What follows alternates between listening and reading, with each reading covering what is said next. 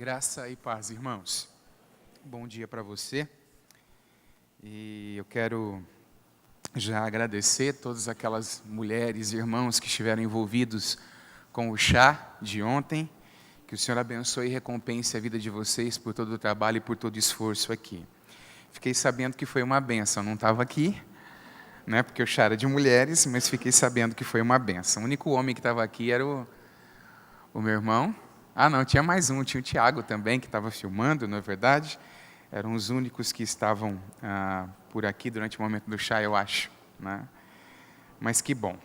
Querido, eu quero hoje, então, retomar a série que nós interrompemos semana passada para falarmos a respeito da doutrina do Espírito Santo, que é a série Quando os Problemas Aparecem, ok? E hoje a gente vai falar de um daqueles textos das Escrituras que apertam o nosso coração quando a gente lê e produz temor dentro de nós, né? Porque é um texto um tanto quanto triste, mas um texto que fala a respeito do perdão de Deus também. Eu quero ler e conversar um pouco com você nesse tempo. O título é A Mortal Tentação de Davi. Olha para quem está do seu lado e diga: A Mortal Tentação de Davi. Quero convidar você a orar comigo nesse momento. Pai, nós estamos diante do Senhor nessa manhã, agradecidos, ó Deus, por Tua presença entre nós, agradecidos pelo povo que o Senhor faz estar diante de Ti hoje aqui nesse lugar. Jesus, Tu és o centro. Senhor, que nós possamos ao final dessa mensagem olharmos para o Senhor, sem pecado, crucificado, em favor de nós, para que nós tivéssemos perdão da parte de Deus. Espírito Santo, ninguém aqui olhará para Jesus se o Senhor não se mover. Ninguém aqui confessará seus pecados ao final dessa mensagem se o Senhor não trouxer convicção genuína dentro dos corações. Eu espero no Senhor. Pai, eu oro em nome de Jesus, pedindo essa graça e edificação da igreja. Amém e amém, Senhor Jesus. Segundo livro de Samuel, capítulo 11, do versículo 1 ao versículo de número 5.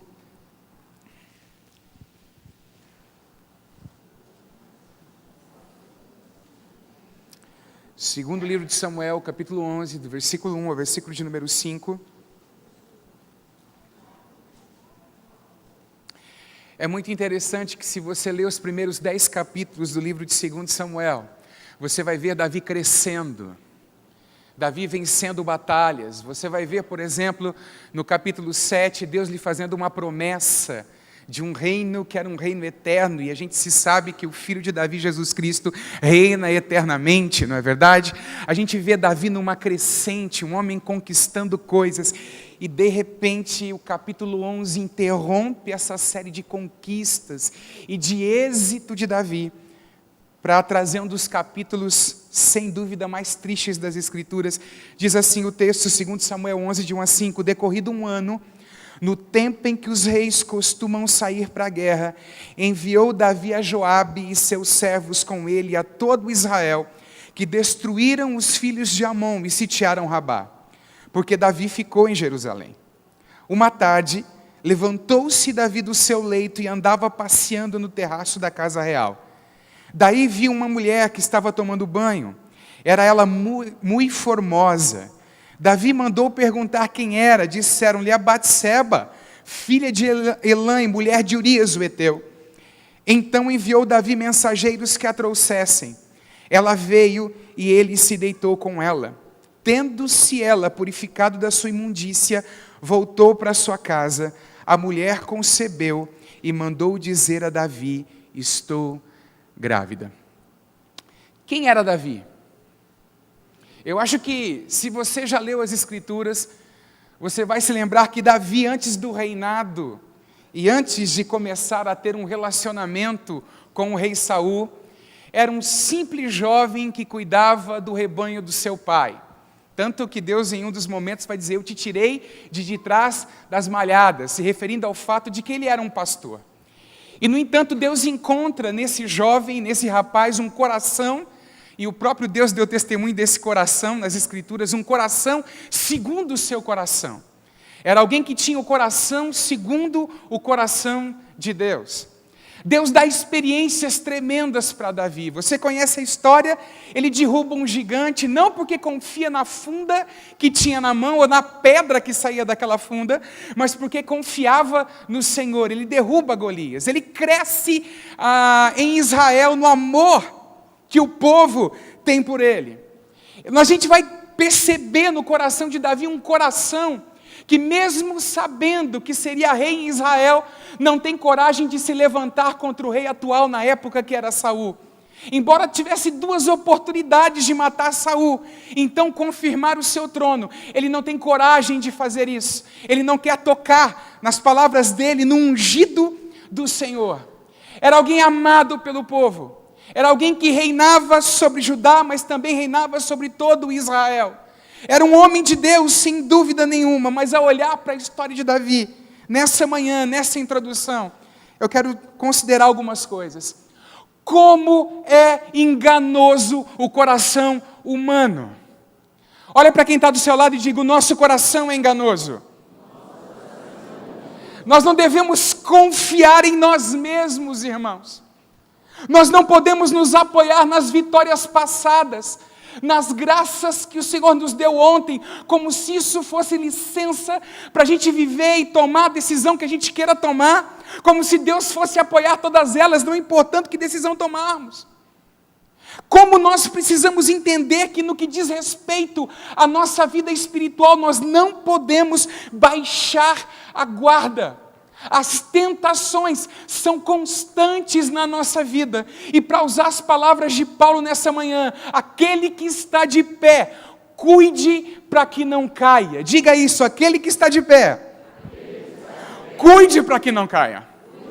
Sobre a verdade da tentação, eu quero chamar um teólogo aqui de outros momentos, que é Thomas A. Kempis. Ele diz o seguinte: não existe nenhum homem totalmente livre de tentações, enquanto vive sobre a terra, pois a raiz da tentação está dentro de nós mesmos. Tiago fala a respeito disso, que ao sermos tentados, não digamos que somos tentados por Deus, na verdade é a cobiça que está dentro do nosso coração, que nos engana e que nos leva ao pecado. Amém? E Thomas A. Kempis fala a respeito disso nessa frase. É interessante que Deus não tem nenhum filho sem tentação. Diga isso: Deus não tem nenhum filho sem tentação, mas tem um sem pecado. Glória a Deus. Ao olharmos para esse texto aqui, a gente vê que Davi não fez. O que ele não fez? Embora ele era um homem de guerra, um homem acostumado a conquistar vitórias, há um momento da vida dele que ele se dá o luxo de ficar deitado no palácio ou descansando no palácio, de não ir à guerra. Ele manda Joabe lutar contra os filhos de Amon. E não ter ido à guerra custou caro para Davi. E não ir à guerra, meu irmão, custa caro para mim e para você.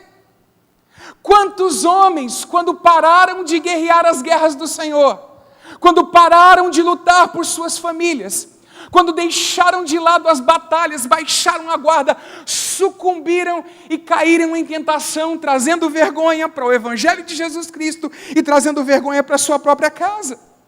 O preço de não ir à guerra, irmãos, é maior do que o preço de lutar. Amém, queridos? É importante nós compreendermos isso, e há algumas coisas que nós não fazemos que nos deixam em situação difícil. Por exemplo, deixar de orar, deixar de vigiar, deixar de se alimentar das Escrituras e deixar de trabalhar na casa do Senhor, ou de trabalhar pela causa do Senhor no mundo. São todas situações que nos colocam vulneráveis diante do pecado e das tentações. Essa semana, alguém me mandou uma mensagem dizendo: eu ainda luto com tentações, mas como a gente precisa ser cheio do Espírito Santo. Eu me percebo, em outras palavras ele disse isso, mais forte diante das tentações, depois desse período de consagração. E nós precisamos entender isso, irmãos. Não haverá poder contra o pecado se o nosso coração não estiver alinhado ao Senhor, se nós não estivermos andando na presença dEle. Lembra do que Jesus disse: vigiem, orem para que não caiam em tentação. O espírito, na verdade, está pronto, mas a carne é fraca. De vez em quando alguém chega para entregar o ministério ao qual está envolvido. Irmãos, quando eu vejo que não tem jeito, eu recebo e está tudo bem, não tem problema nenhum, ninguém é obrigado a continuar trabalhando se não quer trabalhar. Mas geralmente, as pessoas que deixam de servir na igreja, a sua vida espiritual tem uma queda no que diz respeito à qualidade e no que diz respeito a ter poder contra o pecado e estar atento às tentações que lhes acontecem e que lhes sobrevêm. Quantos entendem o que eu estou falando? Na verdade, talvez o momento seria um momento de perseverar um pouco mais. E, no entanto, a pessoa entrega, e quando ela entrega, ela baixa a guarda. Olha só, crentes que geralmente não vêm aos cultos, que não têm uma frequência permanente em se reunir em adoração a Deus junto com a igreja, que não cultua, essa pessoa geralmente não tem muito poder quando a tentação bate à sua porta, ela não consegue vencer o pecado. E escute o que eu vou te dizer, tem gente que entra aqui e presta culto, e tem gente que não presta culto. Então, quando eu digo vir ao culto, eu digo de vir aqui com o coração aberto para, de fato, adorar a Deus e receber a sua palavra. Amém, queridos? Isso nos faz mais fortes, isso nos faz alertas para com o pecado. Agora, nós falamos a respeito de algo que Davi não fez e algo que às vezes nós não fazemos. Mas agora eu gostaria de falar de algo que Davi fez. Davi está lá tranquilo, né? Não vou dizer que ele está assistindo Sessão da Tarde, porque, né, não tinha televisão naquela época, mas ele levanta do seu leito e resolve passear no terraço do palácio. O palácio de Davi ficava sobre uma colina, o que dava a ele visão às coisas que estavam acontecendo lá embaixo. E ele sai, se levanta e de repente, quando ele olha pelo terraço, o que ele vê? Ele vê uma mulher muito bonita tomando banho. E aí alguém talvez pode dizer, como alguns comentaristas fazem, que diaba, por que fez isso com Davi? Ela estava tomando banho pelada lá, dava para o rei ver o que estava acontecendo, etc. e tal. Olha aqui, era comum as casas serem construídas assim. O lugar de banho ficava no pátio central. Ela não estava fazendo nada demais, e no entanto o rei, ao olhar para a sua beleza, ao invés de tirar os olhos, o rei continua olhando. E o rei vai perguntar quem é, e ao perguntar quem é, pede para buscarem ela e trazer para o palácio. E nós precisamos aprender a tratar com a tentação no momento que ela deseja entrar na nossa vida, no momento em que ela bate na porta, amém, queridos? O olhar, irmãos, é fundamental no que diz respeito ao combate para com as tentações. E olha que para mim não tem herói nisso, se a gente fixar o olho, a gente vai para o saco, para usar uma linguagem bem chula aqui, falando com os irmãos. Nós precisamos cuidar dos nossos olhos, e isso é um desafio para nós que estamos inseridos numa cultura, irmãos, erótica. Antes o camarada, para ver pornografia, ele tinha que ir até na banca da esquina, comprar uma revista pornográfica, o que já inibia porque é vergonhoso. Hoje não, hoje isso está a um clique do nosso celular. Uma apertadinha e a gente consegue ver tudo. E hoje, né, antigamente falava-se de pornografia sendo uma coisa mais para homem, né? Hoje a coisa está totalmente aberta e existem até livros que são escritos para aprender as mulheres na pornografia, como por exemplo os tons de cinza, que você já viu falar a respeito de filme, viu a respeito de tanta coisa. Coisas leves que vão empurrando para coisas mais pesadas, e nós precisamos tomar cuidado com isso.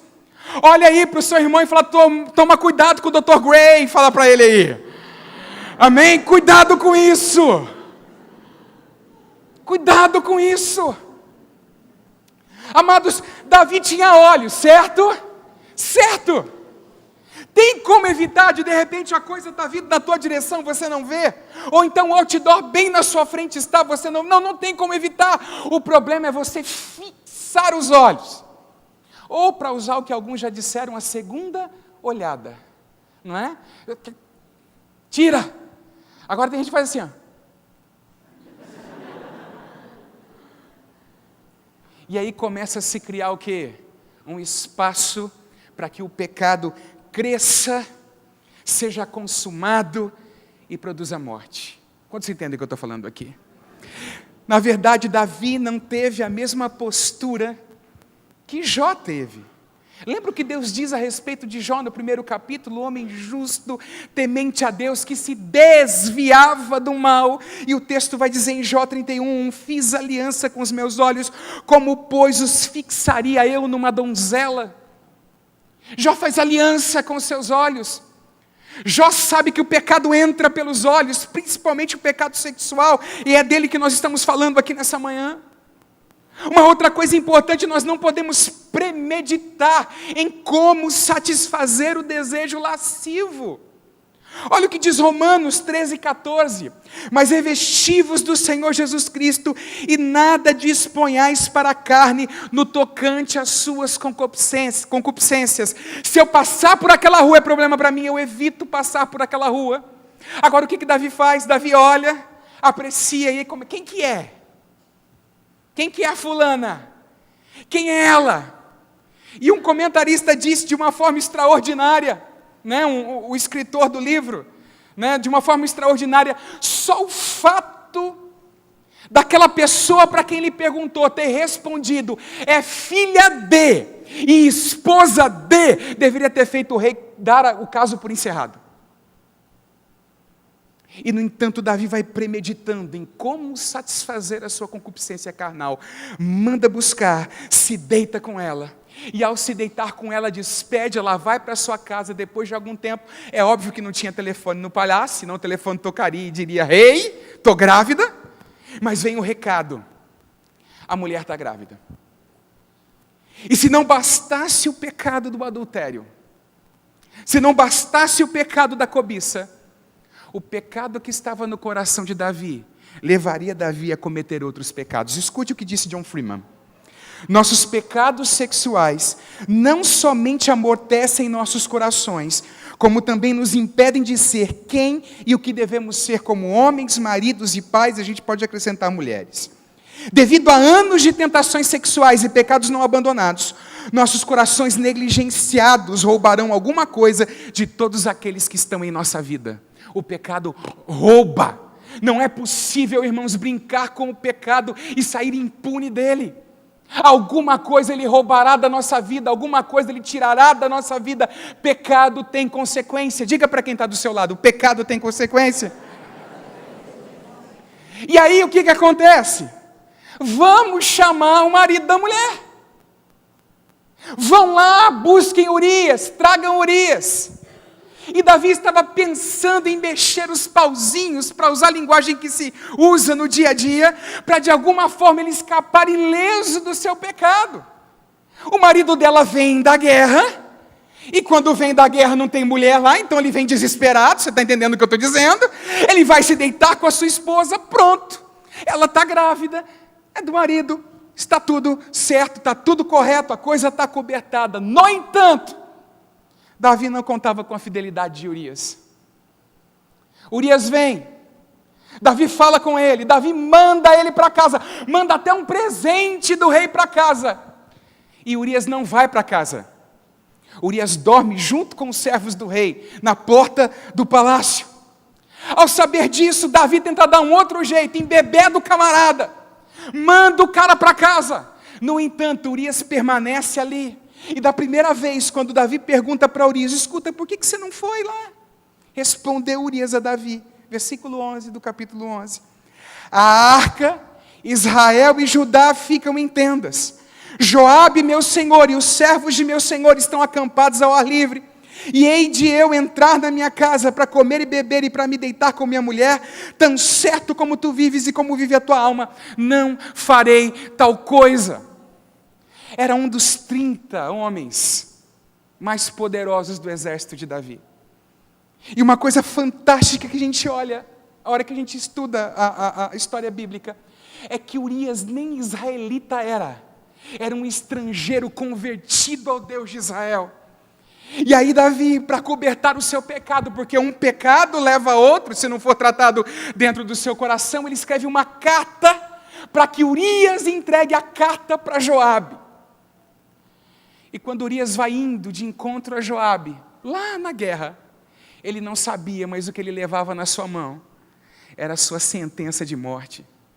Porque na carta Davi havia mandado escrever: coloca Urias no lugar onde a batalha está mais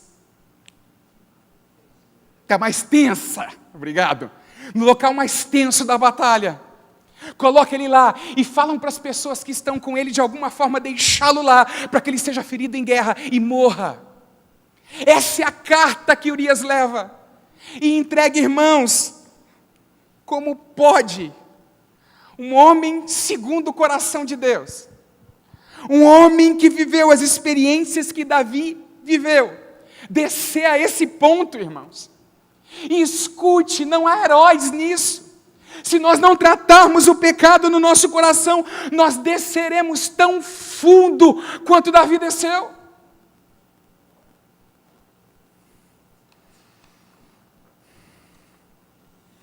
Urias morre.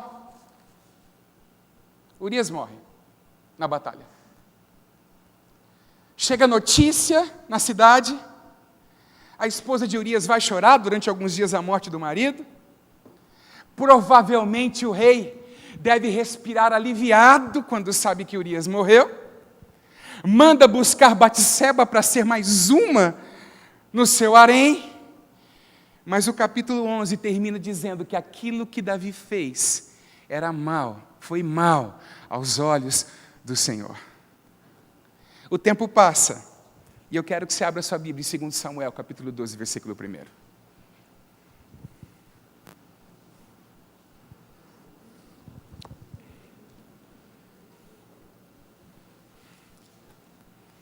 Segundo Samuel, capítulo 12, versículo 1. Diz assim: e o Senhor enviou Natã a Davi. Quem era Natã? Natã era o profeta, o homem que tinha acesso ao rei, alguém que profetizava aquilo que Deus estava por fazer na vida de Davi, na vida da sua descendência. E é interessante que o que Davi fez, apenas alguns servos devem ter visto. Havia ficado oculto aos olhos do povo, mas Deus vê tudo. Diga isso, Deus vê tudo. É interessante que o texto de Hebreus diz que todas as coisas estão nuas e patentes diante daquele a quem nós devemos prestar contas. É isso que a Bíblia ensina para nós. Deus vê tudo, dele não se oculta nada. Então Deus envia Natã. Louvado seja Deus por aqueles que ele nos envia. Amém? Sejam com palavras de repreensão, sejam com palavras de bênção, louvado seja Deus. E Natã vem, e quando Natã vem, ele vai contar uma história, uma parábola para Davi. Sabiamente ele começa dizendo, vamos lá. E entrando ele a Davi disse-lhe, havia numa cidade 2 homens, um rico e outro pobre. O rico tinha muitíssimas ovelhas e vacas, mas o pobre não tinha coisa nenhuma, senão uma pequena cordeira que comprara e criara. E ele tinha crescido com ele e com seus filhos igualmente. Do seu bocado comia, do seu copo bebia, dormia em seu regaço e a tinha como filha. E vindo ao homem rico um viajante, deixou este de tomar das suas ovelhas e das suas vacas, para guisar para o viajante que viera a ele, e tomou a cordeira do homem pobre, e a preparou para o homem que viera a ele. Então o furor de Davi se acendeu em grande maneira. Geralmente é assim, não é? Somos tão rápidos para ficarmos irados com os pecados dos outros, não é assim? Não é assim com você? Vamos lá. Vamos lá. Então o furor de Davi, versículo 5, se acendeu em grande maneira contra aquele homem e disse a Natã, vive o Senhor, que digno de morte é o homem que fez isso. E pela cordeira tornará a dar o quadruplicado, porque fez tal coisa, e porque não se compadeceu. Então disse Natã a Davi, tu és este homem. É interessante que não dá para a gente perceber os verbos na língua original da Bíblia, mas a palavra que é usada na parábola para dormir nos braços, que a cordeirinha dormia nos braços do seu dono, é a mesmo verbo, a mesma palavra que foi usada para dizer que Batseba dormiu, que Davi dormiu com Batseba. É interessante que diz assim que a cordeirinha era como filha. No hebraico, filha é Bat. E Batseba, é assim que é o nome da mulher com quem Davi dorme. Há construções gramaticais lindas aqui, que deveriam fazer Davi pensar naquilo que ele havia feito. E no entanto, o que acontece, irmãos? Davi dá a sentença. E Natã olha para ele e diz assim, Davi, você é esse homem. Mas continue comigo a leitura para depois a gente falar um pouquinho mais aqui.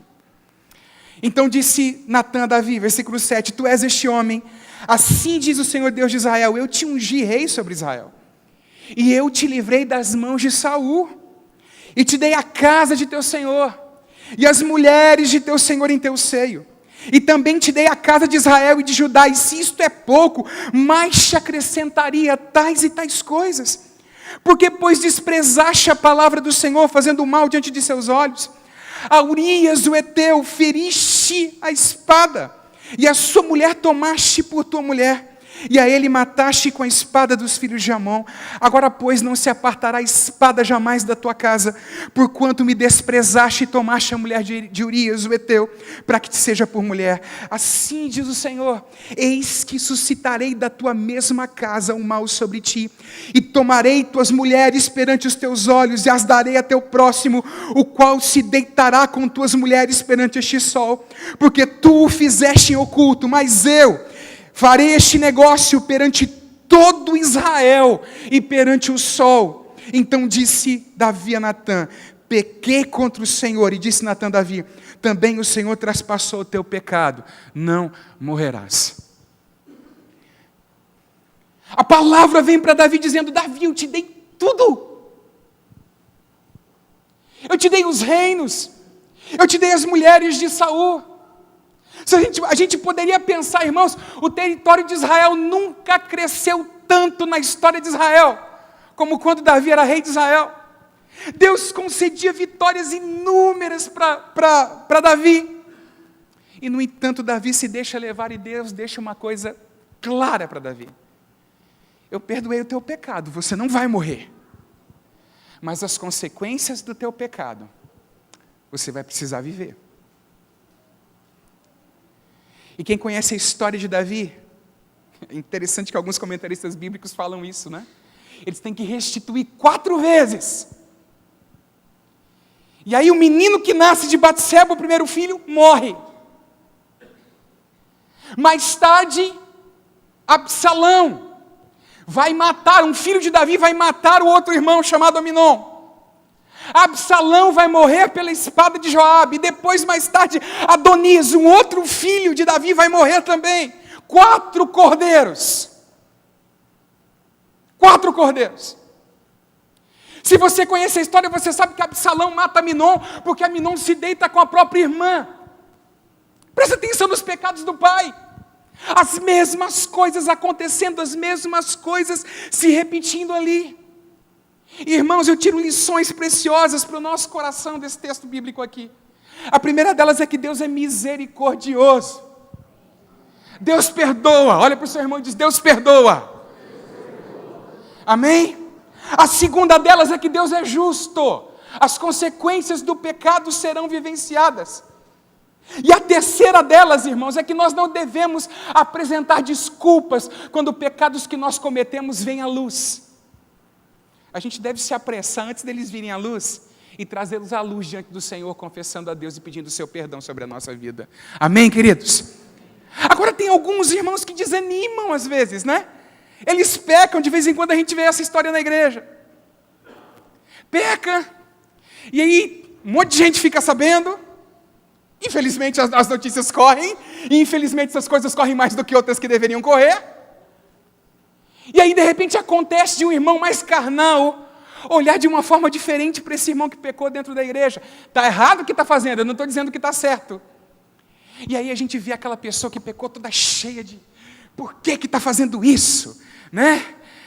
Não há condenação, e começa a dizer isso, e aquilo outro, e se esquece que pecados têm consequências. Diga isso de novo, pecados têm consequências.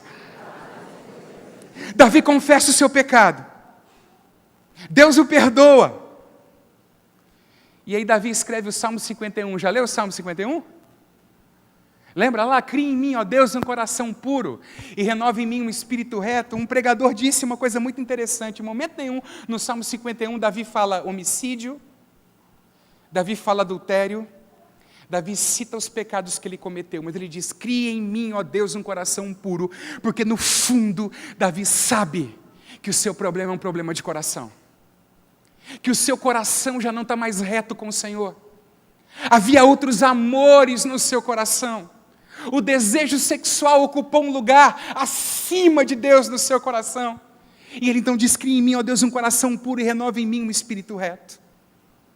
Irmãos, nessa manhã, eu me recuso a acreditar que eu estou falando aqui com você e não tenham pessoas no nosso meio que possuem pecados para confessar ao Senhor.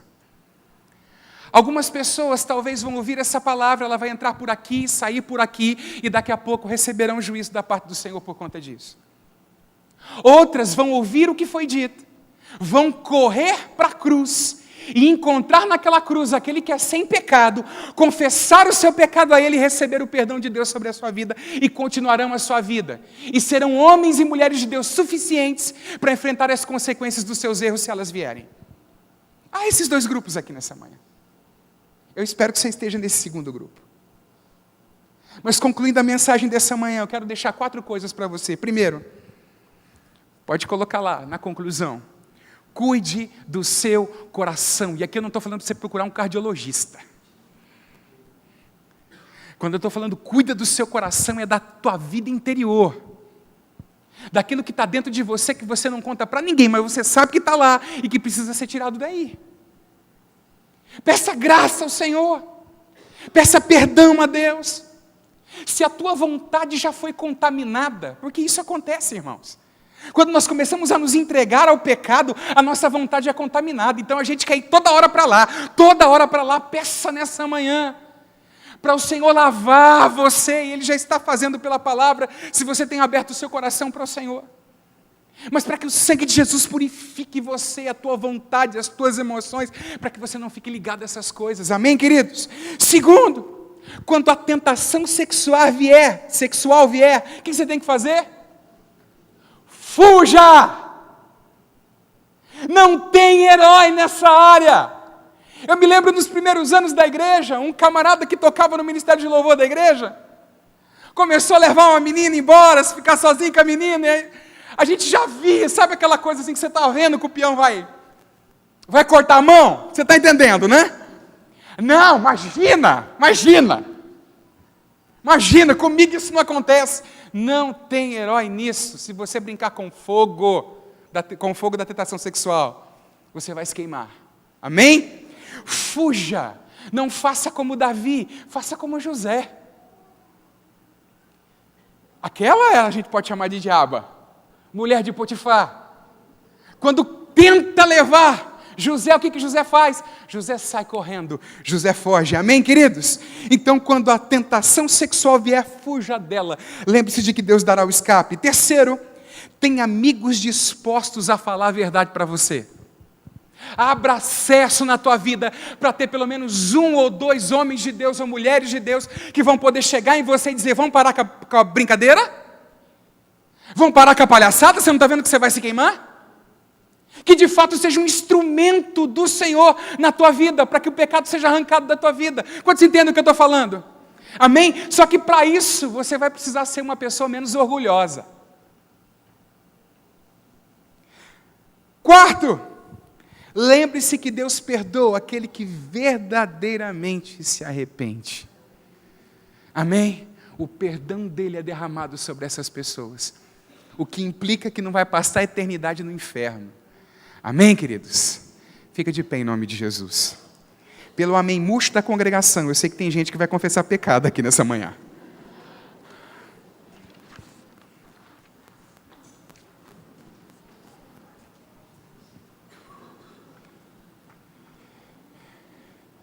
Isa, põe de novo a frase do Thomas A. Kempis, por favor.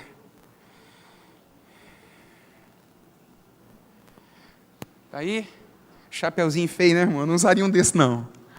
Bom, de repente, naquela época era moda, né?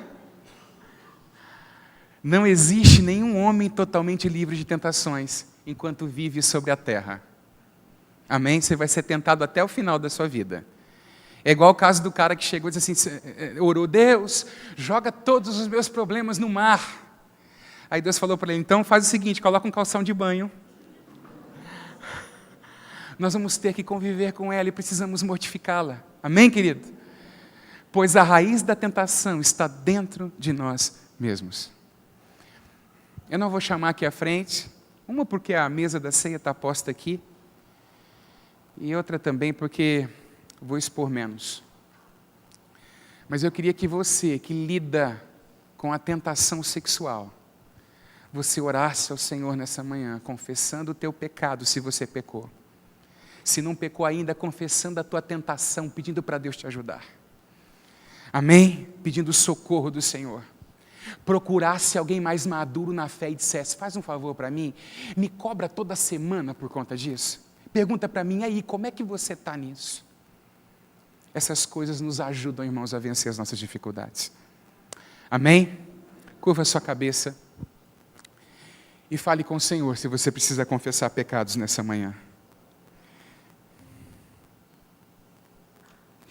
Pai, é uma bênção que essa história termina com a Tua misericórdia sendo demonstrada.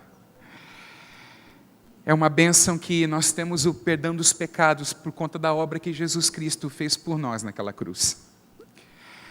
Senhor, todos nós, sem exceção, homens que somos tentados no nosso dia a dia. E eu oro, Senhor amado, pedindo a Ti a Tua bênção sobre as pessoas que aqui estão nessa manhã.